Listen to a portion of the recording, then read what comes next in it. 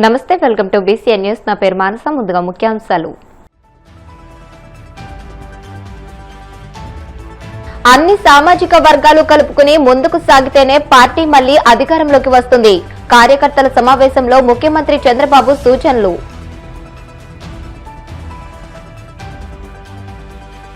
రాష్ట్రంలో ఎక్కడ చూసినా రైతుల కళ్లాల్లో ధాన్యం, కళ్లల్లో దైన్యం తప్ప మరేమీ కనిపించడం లేదు. ఆవేదన వ్యక్తం చేసిన మాజీ మంత్రి కారుమూరి నాగేశ్వరరావు. డిప్యూటీ సీఎం పవన్ వ్యాఖ్యలు రెండు రాష్ట్రాల మధ్య చిచ్చు పెట్టేలా ఉన్నాయన్న సిపిఐ నారాయణ. రాజకీయాలు వదిలి సనాతన ధర్మం చూసుకోవాలని హితవు. ప్రధాని మోదీతో తెలంగాణ ముఖ్యమంత్రి రేవంత్ రెడ్డి భేటీ. తెలంగాణ రైజింగ్ గ్లోబల్ సమిట్ కు ఆహ్వానం. అన్ని సామాజిక వర్గాలు కలుపుకుని ముందుకు సాగితేనే పార్టీ మళ్లీ అధికారంలోకి వస్తుందని ముఖ్యమంత్రి చంద్రబాబు పేర్కొన్నారు. గోపాలపురం నియోజకవర్గం నల్లచెర్లలో రైతన్న మీకోసం కార్యక్రమానికి విచ్చేసిన ఆయన రైతులతో ముఖాముఖి అనంతరం పార్టీ కార్యకర్తలతో సమావేశమై దిశానిర్దేశం చేశారు. గోపాలపురం నియోజకవర్గం టీడీపీ కంచుకోటని, ఎప్పుడు ఎన్నికలు జరిగినా టీడీపీ జెండానే ఎగరాలని సూచించారు. సాధారణ కార్యకర్త బిడ్డ అయిన మద్దిపాటి వెంకటరాజు పార్టీ కోసం కష్టపడ్డాడు కాబట్టే ఎమ్మెల్యే సీట్ ఇచ్చామని అన్నారు. కష్టపడిన ప్రతి కార్యకర్తకు న్యాయం చేస్తామని అన్నారు. వారంలో 2 రోజులు కార్యకర్తల అభివృద్ధికి కృషి చేస్తామని తెలియజేశారు. నేను చాలా కార్యక్రమాలకు అటెండ్ అవుతాను, కానీ కార్యకర్తల మీటింగ్కి వచ్చినప్పుడు మాత్రం ఎనర్జీ డిఫరెంట్గా ఉంటుంది. రెండోది, మీ కమిట్మెంట్ చూస్తే అనునిత్యం నాకు ఆలోచన వస్తుంది. మీ రుణం ఏ విధంగా తీర్చుకోవాలని ఆలోచిస్తూనే ఉంటాను. భారతదేశ చరిత్రలో మీరు చూస్తే తెలుగుదేశం పార్టీకి ఉండే కార్యకర్తలు ఏ పార్టీకి లేరు. అంకిత భావంతో పనిచేసే కార్యకర్తలుండే ఏకైక పార్టీ తెలుగుదేశం పార్టీ. 45 ఏళ్ల నా అనుభవం, కార్యకర్త ఎప్పుడూ తప్పు చేయడు. అది నా గత అనుభవం కూడా. అనేక సందర్భాల్లో అనేక సంక్షోభాలు ఎదుర్కొన్నాం. సమర్థవంతంగా మనందరం ముందుకు వచ్చాం. నేను అనేక సార్లు అనేక కార్యక్రమాలకు శ్రీకారం చుట్టాను. మొట్టమొదటిసారి గండిపేట, మంచి ఎండలు, పైన కాలుతుంది, కిందన కాలుతుంది. కొంతమంది కార్యకర్తలు అప్పుడు వచ్చేవాళ్ళు ఉండుంటారు.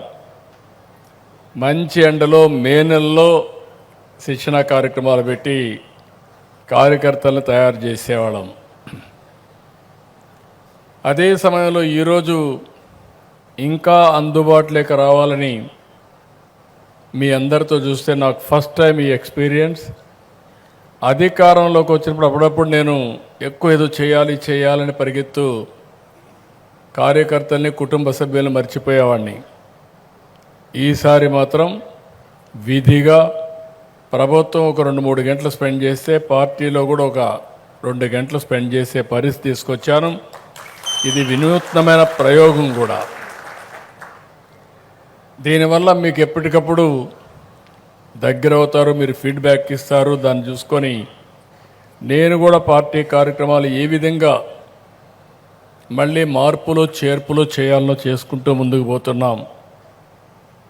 ఈరోజే ఒక మాటలో చెప్పాలంటే నల్లజర్లలో ఒక వినూత్నమైన కార్యక్రమానికి శ్రీకారం చుట్టాం. పంచసూత్రాలతో రైతుల దశ దిశ మార్చేట్టుగా భవిష్యత్తు ఏ విధంగా ఉండాలని రూపకల్పన చేయడానికి ఇక్కడ రైతు సేవా కేంద్రాన్ని ఎంపిక చేసుకొని ఇక్కడికి వచ్చాను. అయితే చూసినప్పుడు నాకు ఒక నమ్మకం వచ్చింది. మీరు ఒకసారి చూస్తే రాష్ట్రం మొత్తం రాయలసీమ హార్టికల్చర్,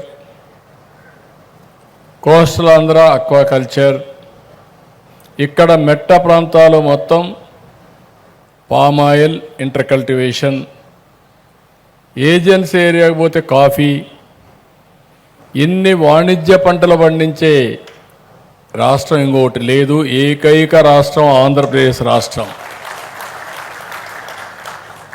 దీన్ని లాజికల్గా తీసుకెళ్తాం. అలాంటి కార్యక్రమానికి వచ్చి ఎప్పుడు కూడా నాకు ఒక నమ్మకం, గోపాలపురం కాన్స్టిట్యున్సీ ఎప్పుడూ తెలుగుదేశం పార్టీకి కంచుకోట.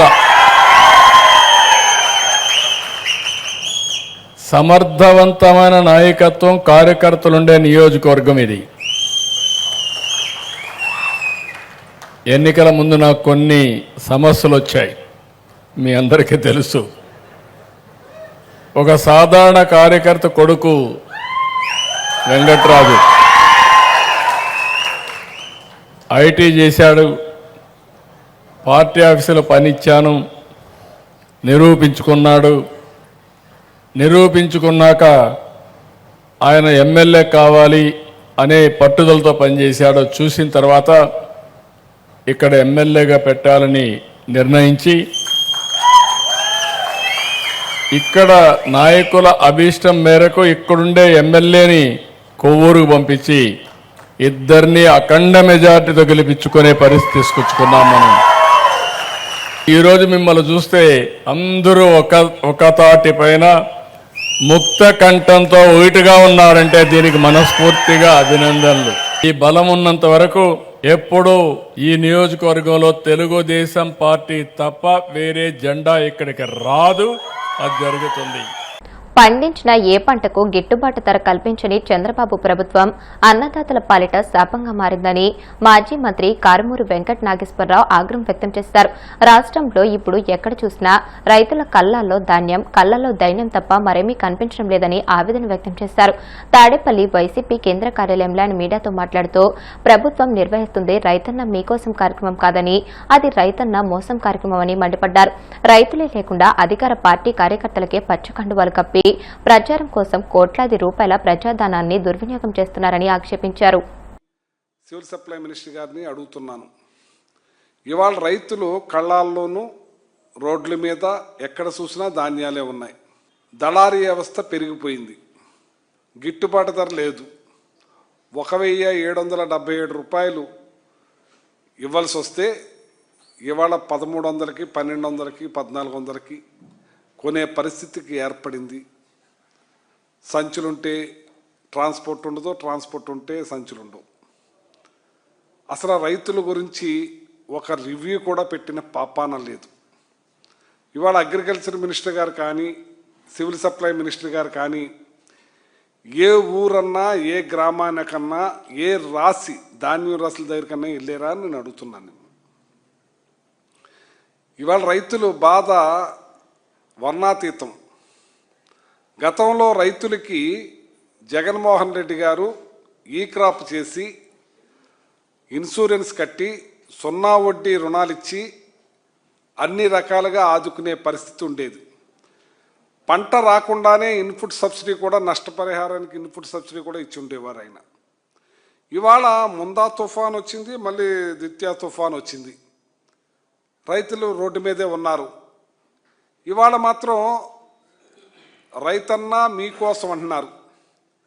రైతన్నా మీకోసం అన్నప్పుడు మీరు ఏ రైతాంగం దగ్గరికి వెళ్ళారని చెప్పి నేను అడుగుతున్నాను. నేను మీ హాలుల్లో, ఫంక్షన్ హాలుల్లో మీ కార్యకర్తలకు పచ్చకండవాలు కప్పి రైతన్నా మీకోసం అని ఉపన్యాసం ఇచ్చేస్తున్నారు. నేను అక్కడ ఎమ్మెల్యేలు కానీ, ఎవరు కానీ, నాయకులు కానీ, రైతు కళ్ళాల దగ్గరికి కానీ, రైతు పొలం గట్లకి కానీ ఒక్కళ్ళు వెళ్ళారని అడుగుతున్నాను నేను. మీరు ఈ 18 నెలల్లో 16 సార్లు వైపరీత్యాలు వచ్చినాయి. అరటికైతే, మిర్చికైతే, మన పత్తికైతే, మ్యాంగోకైతే, అలాగే ఎన్ని రకాల కందులు కానీ, మినువులు కానీ. ఇవాళ అరటికాయ అయితే 50 పైసలు కిలో. 50 పైసలు కిలో అరటికాయ. నేను అడుగుతున్నాను, 50 పైసలకి మన ఏదైతే హెరిటేజ్ దాంట్లో మనకు అమ్ముతారా అని నేను అడుగుతున్నాను. ఒక్క అరటిపండు కూడా 50 పైసలకు రాని పరిస్థితి మార్కెట్లో. రైతు దగ్గర పండించిన పంటకి కేజీకి 50 పైసలు కూడా కొనలేని పరిస్థితిలో ఉన్నారంటే అసలు ప్రభుత్వం ఏం చేస్తుందని నేను అడుగుతున్నాను. నేను గతంలో కరోనా టైంలో వైఎస్ఆర్ పార్టీ అధికారంలో ఉన్నప్పుడు గౌరవ ముఖ్యమంత్రి గతంలో జగన్మోహన్ రెడ్డి గారు ఎక్స్ ముఖ్యమంత్రి గారు ట్రైన్లో అరటికాయ కొని ప్రభుత్వమే కొని అది పశ్చిమ బెంగాల్ తీసుకెళ్లి అమ్మిన రోజులు ఉన్నాయి. రైతుకి అండగా నిలిచిన రోజులు ఉన్నాయి. మీరు మీకోసం రైతన్న మీకోసం అంటున్నారు. ఏం చేశారు మీరు? గ్రామాల్లో మీ టీవీలో ఉన్నాయి, చూపిస్తున్నారు. ఇవాళ చంద్రబాబు నాయుడు గారు అప్పలాండ్ అయిన నల్లజర్లు వెళ్ళి అక్కడ ఉపన్యాసం ఇస్తున్నారు.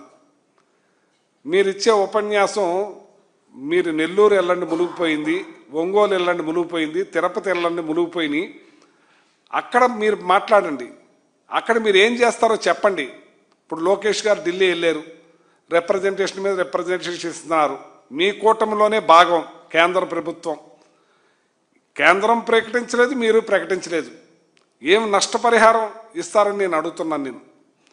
ఇవాళ రైతులా అల్లాడిపోతున్నారు. తడిసిన ధాన్యం, ఆ పచ్చి ధాన్యాన్ని అప్పటికప్పుడు కోసిన ధాన్యాన్ని అయినకాడికి అమ్ముకునే పరిస్థితి ఉంది. ఇప్పుడే కృష్ణా జిల్లాలో చాలామంది వచ్చున్నారు. మరి 1000 రూపాయల నుంచి 1200 కూడా కొన్న పరిస్థితుల్లో ఉన్నారని అంటున్నారు. వాళ్ళ బాధ వర్ణాతీతం. AP deputy CM Pawan Kalyan ఆ పదవికి అనర్హుడని, ఆయన్ను తక్షణమే మంత్రివర్గం నుంచి బర్తరఫ్ చేయాలని సిపిఐ జాతీయ control commission chairman doctor K Narayana demand చేశారు. ఇటీవల కోనసీమ జిల్లా పర్యటనలో పవన్ చేసిన వ్యాఖ్యలు 2 తెలుగు రాష్ట్రాల మధ్య చిచ్చు పెట్టేలా, ప్రజల ఐక్యతకు భంగం కలిగించేలా ఉన్నాయని ఆయన తీవ్రంగా విమర్శించారు. తెలుగు రాష్ట్రాలు భౌగోళికంగా విడిపోయినప్పటికీ ప్రజల మధ్య సత్సంబంధాలు ఉన్నాయని నారాయణ గుర్తు చేశారు. తెలంగాణ ముఖ్యమంత్రి రేవంత్ రెడ్డి తన కుమార్తెను ఏపీలోని భీమవరానికి చెందిన వ్యక్తికి ఇచ్చి వివాహం జరిపించడమే ఇందుకు నిదర్శనమని ఆయన పేర్కొన్నారు. ఇలాంటి సమయంలో పవన్ వ్యాఖ్యలు ఐక్యతను దెబ్బతీసేలా ఉన్నాయని ఆరోపించారు. వారి వల్ల తెలుగు ప్రజల ఐక్యత చెడిపోయే ప్రమాదం ఉంది. ఒకవైపున తెలుగు ప్రజానీకం భౌగోళికంగా విడిపోయారు తప్ప శారీరకంగా కానీ శత్రుత్వం కానీ లేదు. రేవంత్ రెడ్డి ముఖ్యమంత్రిగా ఉంటూ వాళ్ళ కూతుర్ని భీమవరంలో ఇచ్చాడు ఆంధ్ర ప్రాంతానికి. అంటే లేవు కదా. ఆయన గతంలో చేగువేరా డ్రెస్ వేసుకుని తిరిగాడు, విప్లవాది అనుకున్నాడు, మంచిది. ఆడేసి మారాడు. మరి ఇప్పుడు సావర్కర్ శిష్యుగా మారాడు. సనాతన ధర్మం పూజిస్తా ఉన్నాడు. పూజించుకునేయండి. ఇప్పుడు ఆయన సనాతన ధర్మంలో మునిగిపోయాడు కాబట్టి ఆ భాష వస్తా ఉంది. ఇది దిశ తగిలింది అని చెప్పేసి మాట వస్తుంది. అది సనాతన ధర్మం నమ్మేవాళ్ళు అట్లా మాట్లాడుతూ ఉంటారు. ఇప్పుడు ఆయన స్వేచ్ఛగా తిరగమని చెప్పండి, సనాతన ధర్మాన్ని పూజాల్సిన తిరగమని చెప్పండి, గుళ్ళు తిరగమని చెప్పండి. హాయిగా ఉంటుంది, హాయిగా మంచిది. అదే కానీ రాజకీయ నాయకుడు కానీ తగడు ఉప ముఖ్యమంత్రిగా ఉంటే రాష్ట్ర ప్రజలకు ఉపయోగపడదు కాబట్టి తక్షణం వారిని బర్తరఫ్ చేయవలసిందిగా కోరుతా ఉన్నాను. ఏలూరు జిల్లా భీముడోలు కాలువగట్టు శ్రీ కనకదుర్గమ్మ భవానీ పీఠం అమ్మవారి ఊరేగింపు మహోత్సవం గురువారం వైభవంగా నిర్వహించారు. అలంకరించిన పంచ అశ్వ వాహనంపై శ్రీ కనకదుర్గమ్మ అమ్మవారి విగ్రహాన్ని ఉంచి పంచకలశాలను ధరించి భవానీ మాలదారులు గ్రామంలో ఊరేగింపుగా గ్రామోత్సవం నిర్వహించారు. భవానీ పీఠం గురుస్వామి దుర్గారావు పర్యవేక్షణలో గ్రామక్షేమం, దేశక్షేమం కాంక్షిస్తూ అమ్మవారి గ్రామోత్సవం ప్రతి ఏటా భీముడోలు గ్రామంలో నిర్వహించడం జరుగుతుందని పేర్కొన్నారు.